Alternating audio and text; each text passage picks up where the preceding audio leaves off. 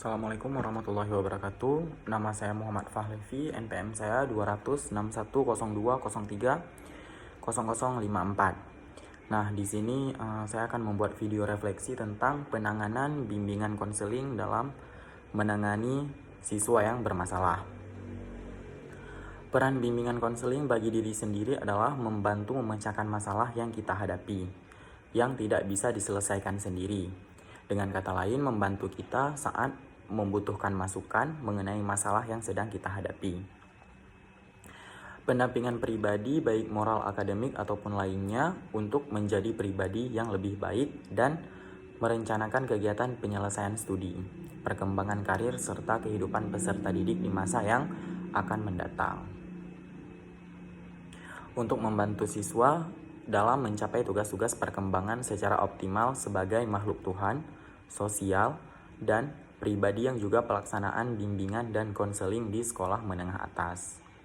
Nah, di sini bimbingan konseling di sekolah bertujuan untuk tempat siswa dalam menyelesaikan masalah-masalah di sekolah. Contohnya seperti saat kita sedang ada masalah baik sama teman ataupun sama guru maupun masalah yang terjadi terhadap diri kita sendiri yang menyangkut dengan pendidikan atau sekolah, kita bisa menyelesaikan masalah ini dengan cara pergi ke ruang bimbingan konseling dan kita menceritakan semua keluh kesah kita kepada guru yang ada di bimbingan konseling tersebut. Nah, bukan semata-mata terletak pada ada atau tidak adanya aturan baku, atau ketentuan di atas. Namun yang lebih penting adalah menyangkut penanganan dan penyikapan kasus.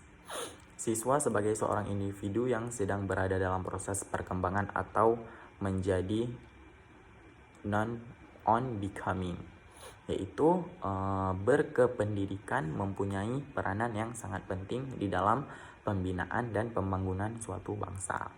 Oleh karena itu, tujuan pendidikan nasional dari suatu bangsa merupakan bagian yang tidak dapat dipisahkan dari tujuan nasional dan filsafat hidup dari suatu bangsa tersebut. Bimbingan adalah proses membantu orang atau perorangan untuk memahami dirinya sendiri dan lingkungan hidupnya.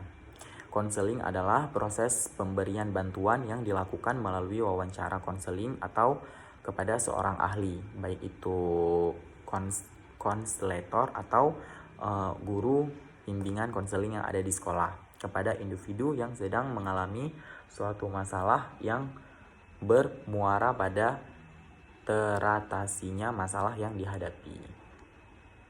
Nah, teknik-teknik atau pendekatan bimbingan dan konseling adalah cara atau metode yang dilakukan untuk membantu atau mengarahkan atau memandu seseorang atau kelompok orang agar menyadari dan mengembangkan potensi-potensi dirinya, serta mampu mengambil sebuah keputusan yang menentukan tujuan hidupnya dengan cara berinteraksi atau bertatap muka. Nah, penanganan bimbingan konseling kepada siswa yang bermasalah ini sangat perlu diterapkan di sekolah. Kita sebagai seorang guru dalam menyelesaikan masalah dari siswa tersebut atau siswa tersebut bermasalah baik secara moral, sosial, atau perilakunya di sekolah, kita dapat menyelesaikannya di ruang bimbingan konseling. Nah, fungsi dari guru bimbingan konseling tersebut memberikan saran-saran dan memberikan masukan-masukan kepada siswa tersebut untuk agar dapat memperbaiki dirinya sendiri. Karena apabila siswa tersebut tetap bermasalah dengan dirinya sendiri, dengan temannya, baik dari sikap moral atau sosialnya, maka siswa tersebut dapat dikeluarkan dari sekolah. Itu efek terburuknya. Bisa jadi nanti nilai-nilai dari siswa tersebut dapat berkurang atau bahkan siswa tersebut tidak dapat lulus dari ujian akhir, seperti itu. Di sekolah, upaya untuk menangani siswa yang bermasalah khususnya yang terkait dengan pelanggaran disiplin sekolah dapat dilakukan melalui dua pendekatan, yaitu pendekatan disiplin dan pendekatan bimbingan dan konseling.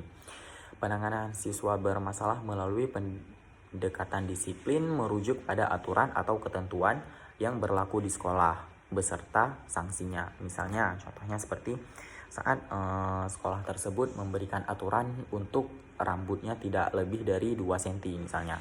Kemudian terjadi razia dan ada siswa yang rambutnya sudah melebihi 2 cm, bahkan sudah panjang.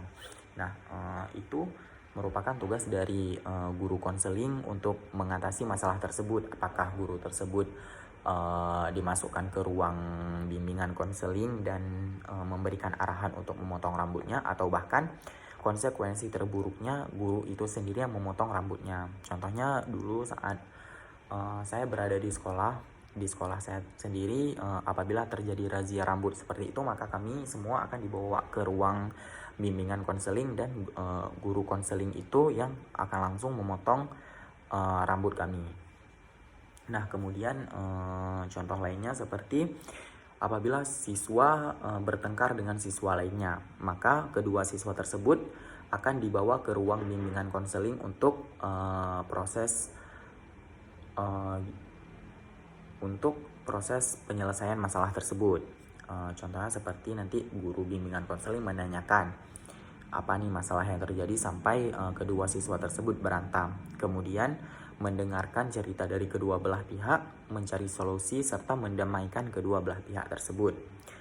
Nah, contoh lainnya yaitu saat siswa bermasalah dengan guru. Misalnya siswa tersebut tidak sopan dengan guru, atau siswa tersebut jarang masuk ke dalam kelas saat guru tersebut mengajar. Nah, penyelesaiannya itu bisa diselesaikan dengan guru itu sendiri. Apabila masalah tersebut tidak bisa diselesaikan dengan guru itu sendiri, maka siswa tersebut dan guru tersebut akan ke ruang konseling untuk menyelesaikan masalah tersebut. Apakah diberi hukuman atau mendamaikan kedua belah pihak. Nah, kemudian ada lagi saat siswa ketahuan cabut sekolah. Saat proses pembelajaran, siswa tersebut cabut sekolah atau pulang sebelum waktu pulang. Nah, siswa tersebut akan dimasukkan ke ruang konseling untuk menanyakan alasan kenapa melakukan hal tersebut, serta memberikan masukan-masukan dan nasihat kepada siswa tersebut.